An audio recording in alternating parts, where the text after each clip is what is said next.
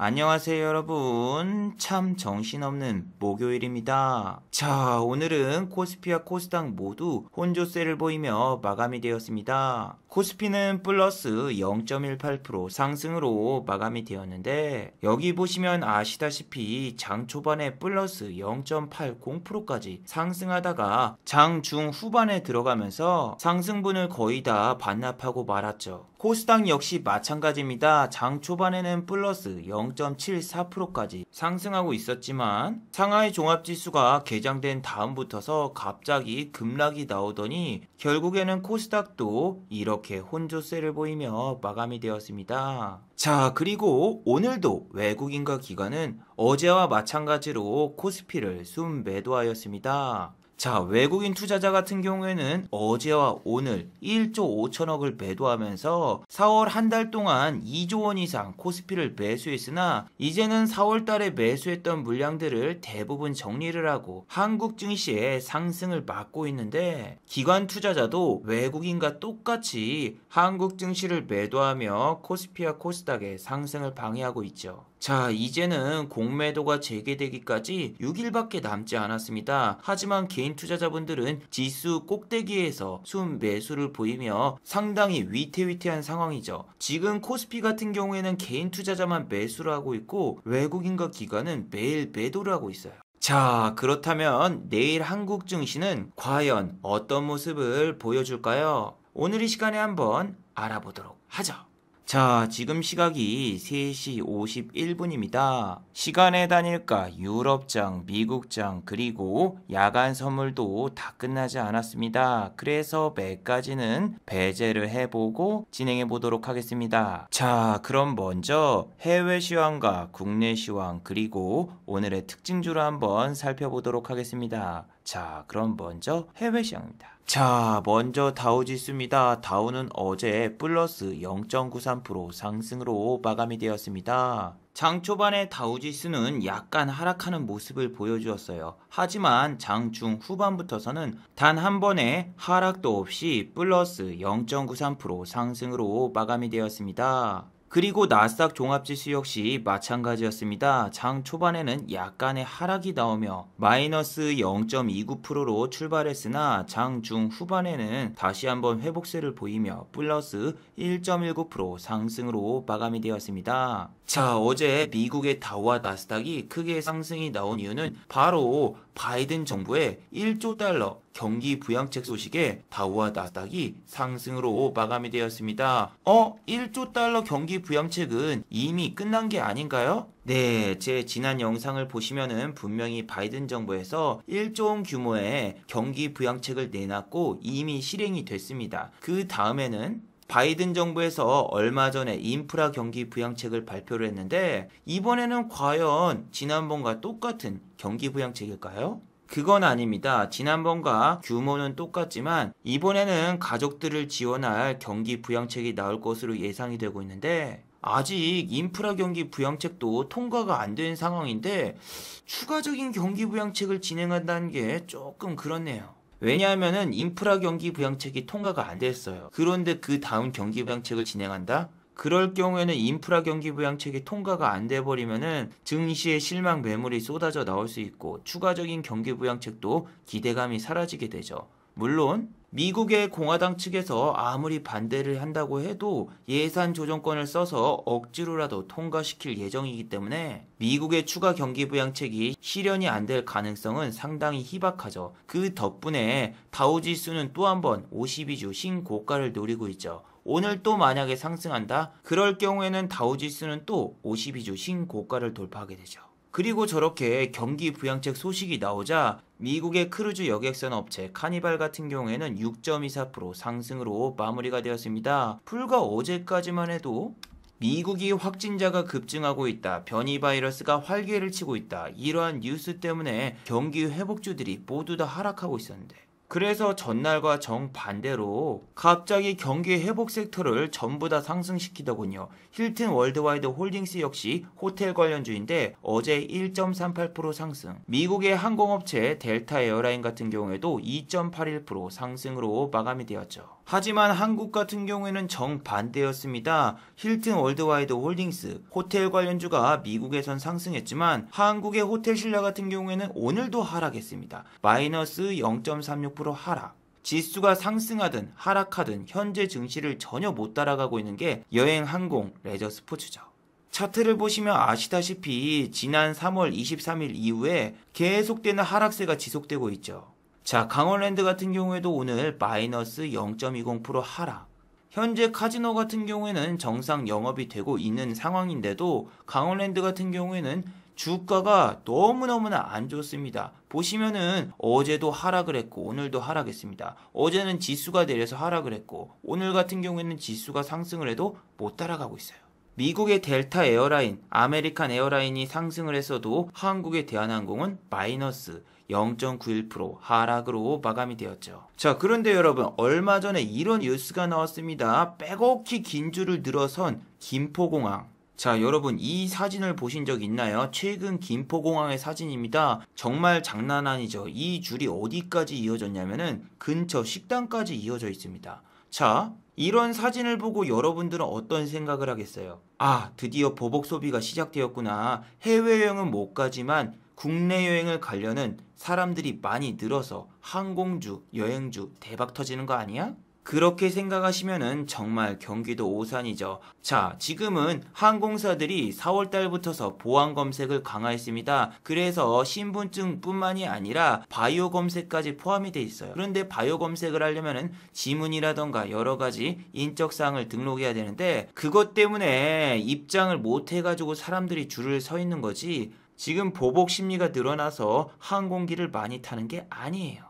자, 이렇게 공항에 보안 검색이 강화된 이유 중 하나가 작년 10월에 광주 공항에서 가출 초등학생이 언니의 신분증으로 항공권을 끊고 제주도까지 갔던 사건이 있기 때문에 그 사건을 빌미로 이렇게 보안 검색이 강화도처럼 강화가 되었습니다. 자, 그리고 항공업 기사를 찾아보시면 이런 기사들이 상당히 많습니다. 커피값 한 잔값에 제주도를 갈 수 있다. 자, 지금 스카이 스캐너를 통해서 제주도로 가는 비행기표를 검색해 보세요. 5만원 미만에 구매를 할 수 있고 평일날 출발을 하시면 3만원 미만도 있습니다. 자, 그런데 이렇게 비행기표 값이 싼 이유는 바로 치킨게임 경쟁 때문에 그렇습니다. 한국 같은 경우에는 다른 나라에 비해서 LCC 항공과 일반 항공사가 상당히 많습니다. 미국은 6개, 중국은 9개, 일본은 7개인데 한국 같은 경우에는 LCC 항공사만 6개고 추가적으로 4개가 더 추가가 돼서 10군데예요. 하지만 이스타항공도 망했고 신규 상장한 에어로케이 같은 경우에는 비행기 한 번도 못 뛰어보고 매각 신청을 했죠. 아니, 이건 정말 전 개인적으로 말도 안 된다고 생각이 됩니다. 아니, 한국 같은 경우에는 다른 나라에 비해서 인구수도 적은데 어떻게 항공사가 10개입니까? 이렇게 된 이유는 청년 실업 일자리를 창출하기 위해서 국토부에서 무분별하게 LCC 면허를 허가해줘서예요. 만약에 코다리 바이러스 사건이 끝난다고 해도 LCC 항공의 매출이 상당히 나오기 힘들다고 생각하시면 돼요. 왜냐하면 LCC 항공 대부분은 장거리 여행이 아니라 단거리 여행밖에 안 되는데 일본 같은 경우에는 불매운동 사건이 터진 다음부터서 코다리19 바이러스가 터지기 전부터서 모든 LCC 항공사가 적자였습니다. 자, 그리고 여러분, 지금 일본과 한국 같은 경우에는 당교 상황입니다. 무슨 이야기냐면은 작년 3월부터서 유학생, 워킹 홀리데이, 그리고 비즈니스 비자까지 전부 다 막아버렸습니다. 패스트트랙으로 일시적으로 비즈니스 비자를 가지신 분들은 입국이 가능했지만 한국과 일본 현재 둘 다 비자를 막아버려서 LCC 항공사들 같은 경우에는 올해도 힘들고 내년에도 힘들 것으로 예상이 돼요. 그래서 여러분, 미국의 경기회복주가 52주 신고가를 가도 한국의 경기회복주는 절대로 따라가지 않는다는 사실 꼭 주의하시길 바래요. 자, 거기다가 바이든 정부에서 어제 인터뷰를 통해서 미국도 지금 백신이 충분하지 않다 이렇게 이야기를 꺼냈어요. 자, 오늘 나온 인터뷰죠. 미국의 바이든 대통령은 오늘 백악관에서 연설을 했습니다. 우리는 지금 다른 나라에 백신을 줄 만큼 백신을 많이 확보하고 있지 않다. 자, 그런데 여러분, 바로 전날에는 한국에서 이런 뉴스가 나왔습니다. 정의용 외교부 장관이 한미 백신 스와프를 진행하겠다. 한국의 반도체와 전기차 배터리를 미국에 주고 백신과 맞교환을 하겠다라는 이런 정책이었는데, 솔직히 이거는 좀 말이 안 되죠. 전기차용 배터리와 그리고 반도체를 협업을 통해서 우리가 백신을 확보하겠다 이렇게 이야기를 했지만, 미국 측에서는 다른 나라에 줄 백신의 여력이 없다. 그리고 한국은 빨리 쿼드에 참여하라. 자, 쿼드에 대해서는 예전 영상에서도 설명해 드렸는데, 현재 쿼드에 가입된 국가는 4군데, 미국, 일본, 호주, 인도죠.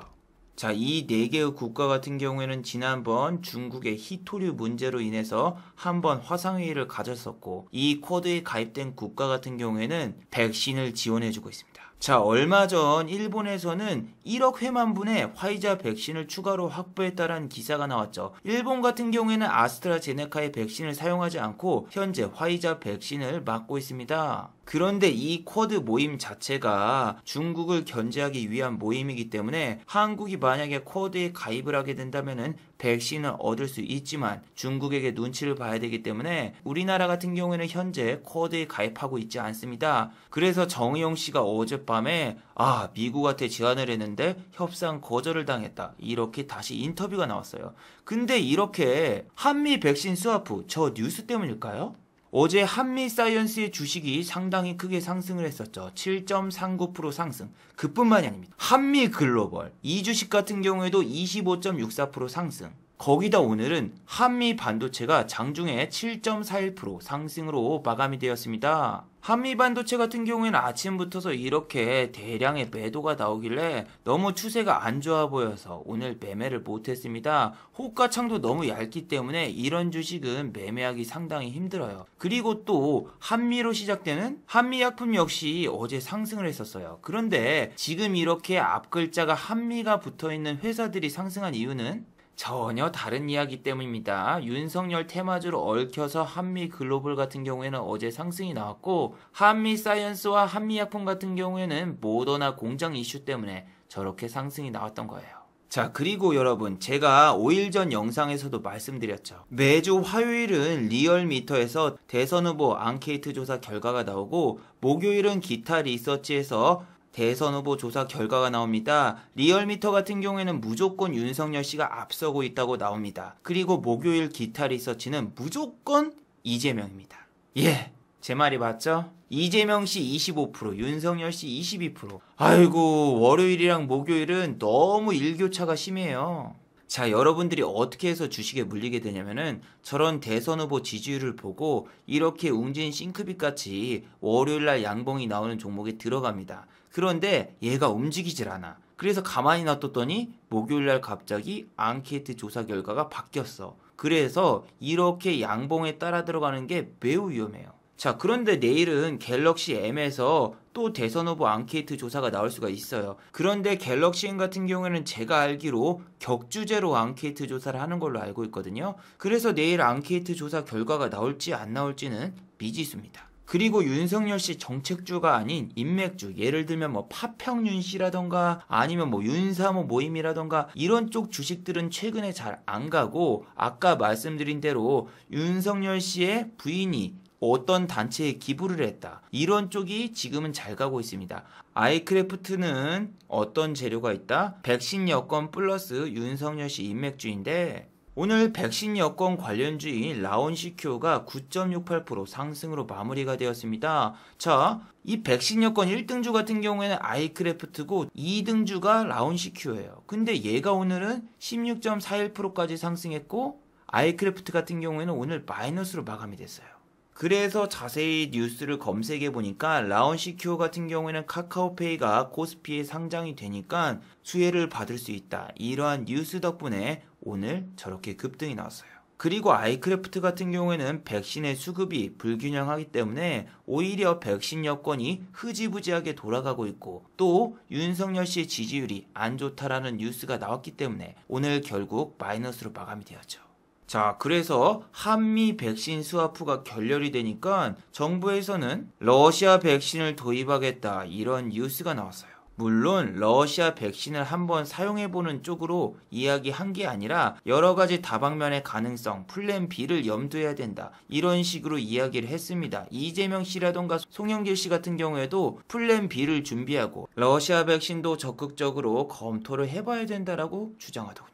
그런데 러시아 백신 같은 경우에는 안전성이 전혀 확보가 되어 있지 않아요. 임상 3상도 진행이 안 돼 있고 임상 데이터조차 믿을 수가 없습니다. 푸틴이 직접 나와서 맞았다고 하는데 솔직히 그게 포도당인지 백신인지 우리가 알 길이 없잖아요. 자, 그래서 오늘 EID 같은 경우에는 오늘 상한가를 갔습니다. 어제도 상한가를 갔고 오늘도 상한가를 갔는데 이런 종목은 여러분 상장 폐지가 돼도 이상하지 않은 동전주입니다. EID 이화전기, 이트론, 이씨 삼형제죠. 얘는 지금 지표로 바뀌었으니까 동전주 아니니까 해도 되는 게 아닌가요? 재무제표를 보세요. 이게 지금 몇 년 연속 적자입니까? 몇 년 연속 적자. 5년 연속 적자면은 언제 상패가 돼도 이상하지 않아요?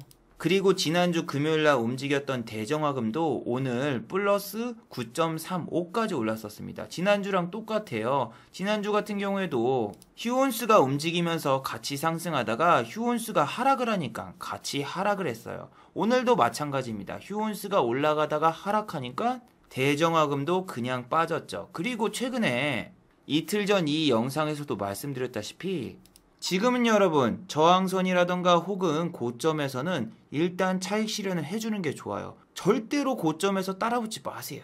자, 분명히 오늘 대정화금 같은 경우에는 지난 고점이 얼마입니까? 34,500원이죠. 잭필드 반바지 3종 세트보다는 5,000원 정도 저렴한데 오늘도 보시면은 고점을 정확히 터치하고 바로 빠졌습니다. 34,500원까지만 찍고 내려왔습니다. 전문용어로 이거를 벨티라고 하죠.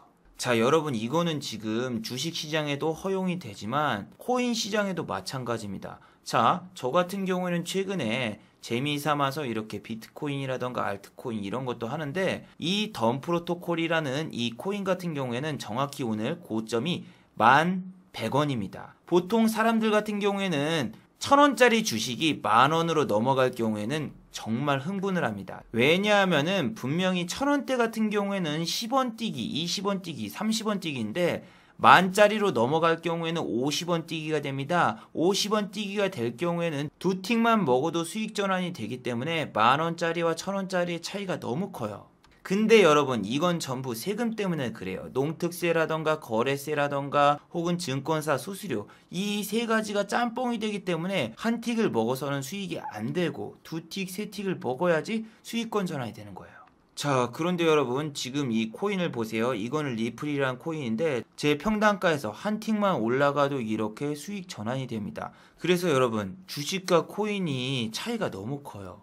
AP 시스템이라던가 이런 애들 만약에 매매를 하잖아요. 여기까지 넘어가는데 1시간이 아니라 장 끝날 때까지도 안 넘어가고 그냥 여기서 멈출 경우가 많고 코인 같은 경우에는 한 틱에 조 단위로 걸린 경우도 많거든요. 억대가 아니라 조 단위로 걸린 경우도 있는데 거래량이 많고 시장 참여자가 많다 보니까 그게 뚫리고 위로 올라가더군요.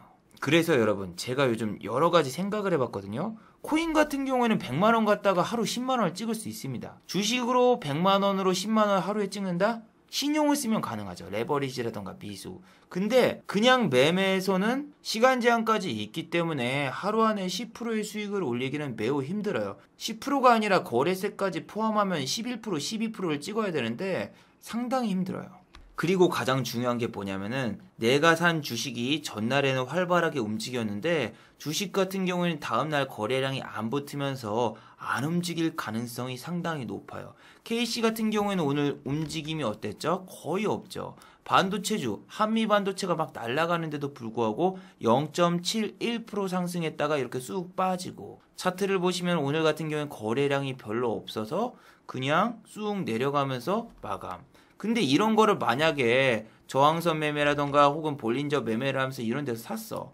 다음날 갭 뜰 줄 알고 이렇게 홀딩을 했는데 중요한 게 뭐다? 사주는 사람이 없어서 팔 수가 없다. 그래서 현타가 오더군요. 예를 들면은 코인 같은 경우엔 종가 베팅이 없죠. 24시간 오픈이 되고 있기 때문에. 하지만 코인도 9시가 되면은 일봉이 리셋이 되거든요. 리셋이 딱 되는 순간 갑자기 막 10% 20%팍 뛰어 올라가는 애들이 있거든요. 근데 이렇게 좀 작전 치는 애들 몇 개 종목을 뽑아가지고 종가 베팅처럼 9시 이전에 사놔요. 그리고 위에다가 걸어놓으면은 100만원 갖다가 9시 탁 시작하자마자 10만원 20만원도 벌리니까 엄청난 현타가 오죠. 왜냐면은 이런 종목 같은 경우에는 아침에 갭도 안 뜨고 2천만 원어치 샀어요. 그럼 세금이 7만 5천 원이야. 시작하자마자 마이너스 7만 5천 원으로 시작하고 수수료 손절이라던가 1% 손절만 해도 마이너스 15만 원인데 가성비가 저기가 너무 좋은 거야. 100만 원을 투자했는데 저기는 10만 원, 20만 원이 벌리고 여기는 2천만 원, 3천만 원을 넣었는데 오히려 마이너스가 나고 한 틱, 두 틱 먹어봤는데 25,000원, 3만원 밖에 안 벌리고. 제가 그래서 최근에 개발한 매매법은 이거예요. 아침이 되면 개인이 투매가 잘 나오는 종목 근처 그 밑에다가 매수를 걸어둡니다. 그리고 그게 만약에 체결이 된다? 그러면은 내 목표 수익률까지 위에다가 걸어두고 휴식. 그리고 나머지 휴식을 취하는 동안 100만원에서 200만원으로 코인도 안 타. 제가 예를 들어 한번 설명을 해드릴게요. 자, 신세계 INC를 잘 보세요.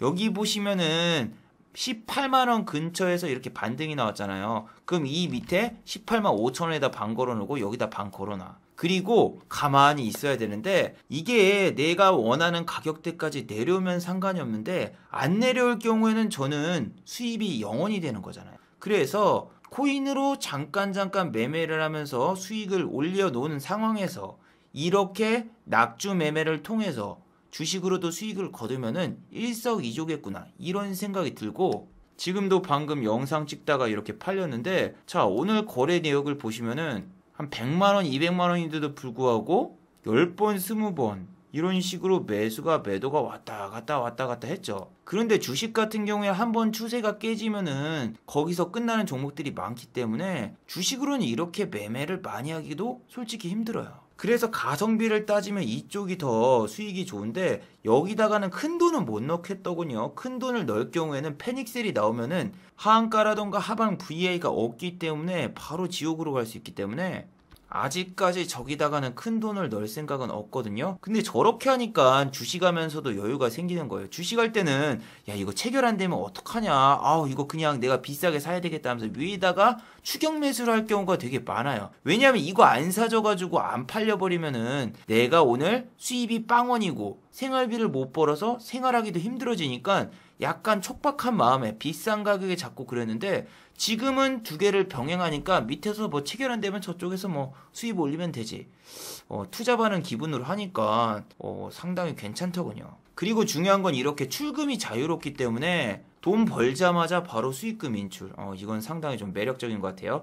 자, 그리고 여러분 코인이랑 주식이랑 똑같은 게 심리전인데 자, 이 덤 프로토콜이라는 이런 종목 같은 경우에는 10,000원을 딱 찍자마자 바로 빠졌단 말이에요. 근데 아까 말씀드린 대로 이 주식도 1,000원에서 10,000원, 100원에서 1,000원 이렇게 단위가 넘어가면 사람들이 들어가거든요. 그럼 거기까지 들어오게 만든 다음에 이렇게 쫙 빼버려요. 그래서 저 같은 경우에는 여기 보시면은 10,000원 찍기 전인 9,970원에 바로 나왔습니다. 주식도 진짜 똑같이 어제 노루홀딩스라는 종목을 봤었는데 17,000원을 돌파할 때 사람들이 팍 들어가더군요. 근데 17,000원 돌파하자마자 밑으로 쳐봤고 오늘은 또 마이너스 1.35% 하락. 노루홀딩스 우 같은 경우에도 어제 보시면은 상한가를 보내놓고 오늘은 시작하자마자 마이너스 12.81%로 출발. 그러면 어제 잡으신 분들은 오늘 어마어마하게 손실을 본 거죠. 이게 여러분 주식이 어떻게 보면 눈치 게임이거든요. 이런 우선주 같은 경우에는 거래량이 별로 없으면은 단일가로 매매가 돼요.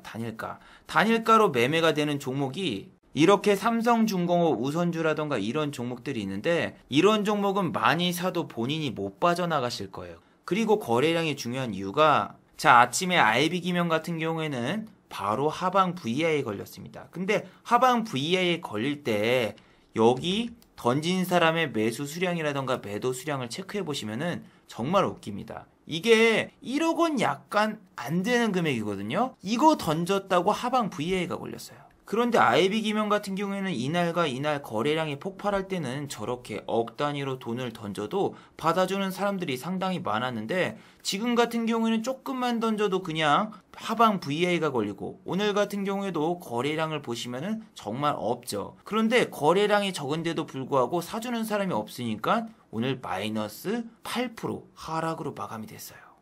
그래서 여러분, 거래량을 보실 때 평소 거래량을 보셔야 돼요. 이게 평소 거래량이 이만큼밖에 없는데 내가 만약에 이슈가 있을 때 들어갔어, 물렸어. 근데 내가 억 단위로 운영해. 그럼 이거 어떻게 던지고 어떻게 빠져나올 거야? 내가 던지면 하방 VI 걸리는데. 일양약품은 어제 악재 뉴스가 떠서 일양약품 우라는 종목도 시작하자마자 마이너스 7.62%로 출발했죠. 그런데 우선주 같은 경우에는 단일가 매매를 하기 때문에 던지고 싶어도 던질 수도 없고, 하루 만에 손실이 몇 프로 났습니까? 위에 상한가에서 잡으신 분들은 그 다음날 이렇게 빠졌으니까 이날만 해도 마이너스 11%였는데 추가적으로 마이너스 6%가 더 빠졌으니까 와, 하루 이틀 만에 마이너스 20% 찍는 거죠. 자, 그리고 여러분, 급등하는 종목은 투자주의 혹은 3일 단일가 매매를 꼭 검색하셔야 돼요. 이 TK케미칼 같은 경우에는 오늘 16.88% 상승으로 마감이 되었고, 장 초반부터서 플러스 5.75%나 상승을 했었어요.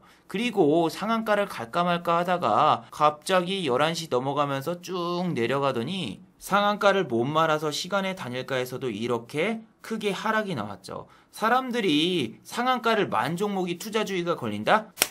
훈장 달렸다 하면서 좋아하지만 상한가를 못 만 종목이 저렇게 투자주의라던가 3일 단일가 간다? 악재다 하면서 이렇게 던져버려요.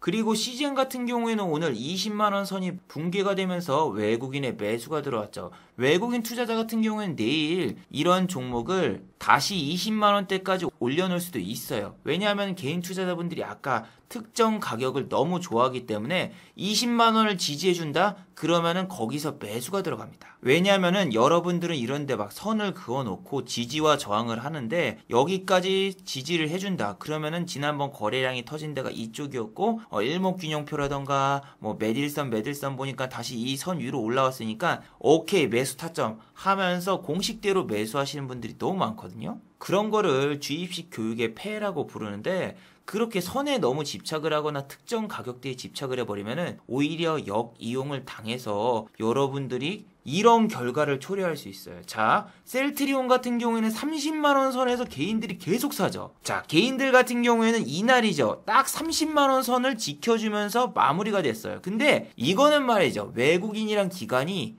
그쪽까지 맞춰준 거예요. 이날 더 던져가지고 30만원 깨버릴 수도 있지만 개인 투자자분들은 30만원 선이 붕괴가 안 됐네? 그리고 데드크로스 위에 있네. 오케이. 나는 나이스 판단을 했다. 생각하지만 이 라인을 깨버리고 데드크로스까지 내려가 버리죠. 그런데도 여기서 사는 사람 누구다? 개인 투자자. 선과 특정 가격대에 저렇게 집착을 해버리게 되면은 저기가 매수 타점이다. 외국인과 기관들이 일부러 저기를 안 깬 건데 자기가 저점에 잡았다. 이런 식으로 착각하게 될 수가 있어요. 자, 오늘 신풍제약도 보세요. 딱 10만원을 지지해줬는데 외국인이랑 기관이라던가 이런 애들은 거의 다 팔고 개인만 샀죠. 그 특정 가격대에 집착을 하시는 거예요. 그리고 신풍제약 같은 경우는 코스피 종목이기 때문에 10만원에 넘어가면은 한 틱만 먹어도 수익입니다. 500원 뛰기가 돼요. 자, 코스피가 아닌 코스닥 종목 같은 경우에는 10만원을 넘어가도 100원 뛰기라서 수익이 안 되거든요. 그런데 호텔신라라던가 혹은 신풍제약 이런 애들은 10만원을 넘어가면 500원 뛰기가 되기 때문에 한두 틱만 먹어도 수익이 되고, 확진자가 지금 700명대가 계속 유지가 되고 있으니까 사람들이 제약과 바이오 쪽에 더 집착하고 몰리는 거죠. 그리고 여러분, 이 손절이라는 게 자기가 생각한 매도 타점이 왔을 경우에는 손절하는 게 아니라 이렇게 지루하게 횡보하면서 조금 낌새가 이상하다 생각하면은 손절해 주는 게 좋고, 나중에 손절 후에 올라갈 때 재공략을 하면 돼요. 자, 제가 예를 들면 이 리플이라는 코인으로 보여줄게요. 분명히 제가 오늘 아침에 1650원대에 매수를 했거든요. 분할로 이렇게 샀는데 제가 바보 같았어요. 왜냐하면은 매수한 타점은 전혀 나쁘지 않았습니다. 아침에 여기서 사서 여기에서 팔았어야 되는데 조금 더 홀딩을 해보다 보니까 여기까지 내려왔어요. 여기까지 내려오기 전에 낌새가 이상해서 손절을 했죠. 손절을 하고 어디서 다시 잡았습니까? 밑에 1600원이 깨지고 밑에서 다시 잡았습니다. 밑에서. 그러니까 여기서 손절을 하고 여기서 다시 잡아서 여기서 복구를 시킨 거예요. 그래서 여러분들이 주식을 막 고점 돌파 매매를 했어. 돌파 매매를 해서 여기서 나왔어야 되는데 아까 저처럼 익절에 실패했습니다. 그럼 이런 데서 본절에서라던가 이런 데서 나와야 돼. 이런 데서 나온 다음에 내가 여기에서 다시 공략을 하면 되는데 개인 투자자분들은 어떻게 한다? 여기서 물렸어. 나갈 기회 줬는데 이 위에 수익이 생각나서 홀딩했어. 쭉 내려가. 손절. 저는 요즘에 지수는 오르고 있는데 종목들이 좀 비실비실해서 투매가 나오는 종목이라던가 내려오는 종목을 보고 있거든요. 이런 알서포트 같은 경우에도 진짜 10,000원을 철벽같이 지키더군요. 철벽같이. 저는 지금 확진자가 800명대가 넘어갈 것 같아가지고 여기 밑에 이제 10,000원이 깨지고 9,000원대로 확 내려오려고 하면 이런 데서 잡아보려고 했는데 와, 매수 구간을 안 줘. 근데 내가 만약에 저 코인을 안 하고 그냥 이걸 하고 있었다. 그럼 저 이쪽에서 추격 매수에 들어갔을지도 몰라요. 추격 매수. 근데 추격 매수에 들어갔어도 오늘 수익 구간이 없었죠. 여기서 산다고 해도 물려서 끝나고 여기서는 체결이 안 됐어요. 밑에 거래량이 없잖아요. 오늘 물리면은 알서포트는 최악이 될 수가 있습니다. 왜? 금요일, 토요일, 일요일 확진자가 감소되는 날이죠. 왜? 검사자 수가 주말에는 줄어드니까.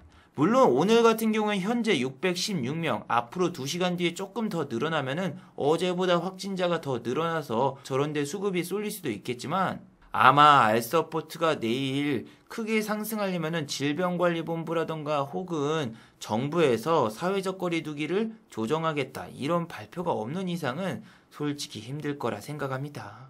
어제 태림포장 같은 경우에는 이렇게 7.53%뿅 띄우더니 오늘도 확진자가 700명을 돌파했다. 이 뉴스가 나오니까 오늘도 2.71% 잠깐 상승했습니다. 아주 잠깐.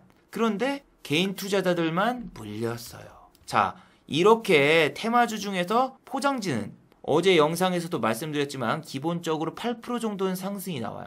그럼 사람들 머릿속에는 야, 이게 8% 상승하니까 나는 3%에서 4%만 먹고 나가야지 하고 들어갔더니 오늘은 8%가 아니라 오늘은 1%밖에 상승을 안 시키고 끝냈죠.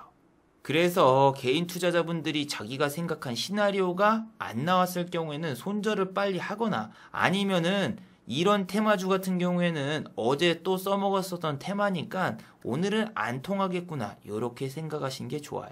그리고 오늘 정상적인 종목 중에서 상당히 좋은 모습을 보였던 게 바로 LG 디스플레이죠. 52주 신고가를 돌파했습니다. 중국 뉴스가 뜨면서 LG 디스플레이 같은 경우에는 오늘 6.02%나 상승을 했고 외국인과 기관의 양 매수가 이어졌죠. LG 디스플레이가 가니까 일진 디스플레이 역시 오늘 6.98%나 상승을 했더군요. 이 종목 같은 경우에는 거래소 종목이라서 역시 상승률이 그렇게 크지가 않아요. 그럼 코스닥의 디스플레이 종목인 인지 디스플레이는 어느 정도 상승이 나왔을까 궁금해서 체크해보니까 어랍쇼 얘는 플러스 0.42%로 마감이 되었습니다. 예전에 이 종목 정말 많이 매매를 했었는데 요즘은 잘 끌리지가 않네요. 왜 그렇게 생각을 하냐면은 예전과 다르게 수급도 거의 없고 거래량도 거의 없고 배당 시즌도 끝났고 또 위에 물려있는 사람들이 너무 많기 때문에 차라리 4,000원 이상으로 올라가가지고 매물대가 정리가 된 다음에나 매매를 해야지 이렇게 평소에 거래가 없는 주식을 사면은 나중에 공매도 재개되고 지수가 내려가면서 이런 종목도 같이 내릴 수가 있죠. 물론 얘는 코스닥 150 종목이 아니기 때문에 공매도는 안 돼요. 자, 마지막으로 한번 정리해 보도록 하겠습니다. 1번, 외국인은 오늘도 매도를 했습니다. 아침에 분명히 외국인은 코스피를 매수했습니다. 하지만 오후장에 다시 매도로 돌변하더니 다시 한번 코스피의 지수를 끌어내렸죠. 내일도 만약에 외국인이 코스피를 매도할 경우 4월 한 달 동안 매수한 매수 수량이 이제는 전부 매도로 돌변하게 돼요. 외국인의 수급이 끊어지면은 한국 증시는 또 지루한 횡보가 이어질 가능성이 상당히 높으니 주의하시기 바랍니다. 자, 두 번째, 손절선에 온다고 손절하는 게 아닙니다. 지수의 흐름이 안 좋거나 주가의 흐름이 지지부진하면 과감하게 잘라주는 게 좋습니다. 나중에 밑으로 내려와서 더 좋은 타점이 있으면은 그때 다시 잡아서 매매를 해도 돼요.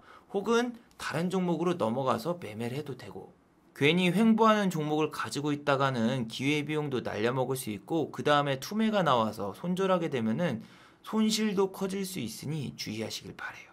자, 유튜브 광고도 끝까지 시청해주시면 정말로 고맙겠고 좋아요와 구독하기도 많이 눌러주시면 정말로 고맙겠습니다. 아, 그리고 또 어제 생방송 전에 저를 후원해주신 정말 고마운 분들이 계셨네요. 네, 제 유튜브 영상 밑에 있는 투네이션 후원하기 버튼을 눌러주시면 저를 후원해주실 수 있는데 제가 착각했네요. 안타깝게도 어제는 후원해주신 분이 아무도 안 계셨습니다. 자, 다들 수고하셨고 즐거운 평일 되시기 바랍니다. 다들 수고하셨습니다.